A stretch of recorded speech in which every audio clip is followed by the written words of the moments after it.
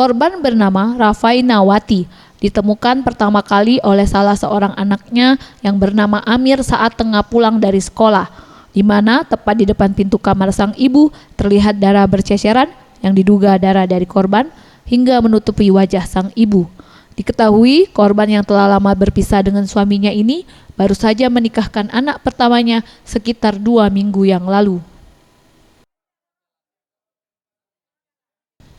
Dalam kejadian kasus pembunuhan ini, sejumlah barang milik korban yakni 2 unit handphone dan 1 unit laptop turut hilang yang diduga dibawa kabur tersangka pelaku. Sejumlah petugas kepolisian dari Polres Lubuk Linggau yang datang ke TKP langsung membawa korban ke RSUD Sobirin untuk dilakukan visum. Dari hasil otopsi sementara, korban diduga tewas akibat luka tusukan di bagian leher dan pada bagian dada. Buka. Pintunya sudah terbuka. Iya. Cuman ada darah ya. Ada darah, disusuri kapan yuk? Emak ini rata lentang di depan pintu kamar emak. Ini tembus ke sini. Oh ditusuk. Sementara itu, pihak kepolisian telah melakukan olah TKP.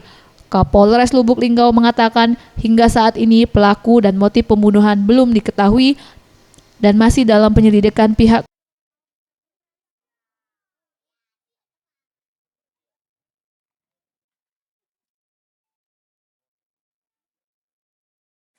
Saya jelaskan, telah terjadi sebuah peristiwa yang mengakibatkan orang meninggal dunia.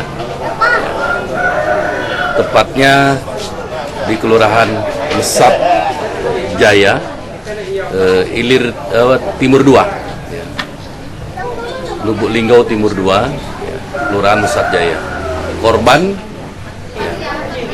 ditemukan dalam kondisi sudah meninggal dunia dengan luka pada bagian tubuh tertentu, utamanya pada bagian leher. Kita sudah melakukan olah TKP dan akan melanjutkan untuk proses penyelidikan dan penyidikan agar bisa terungkap.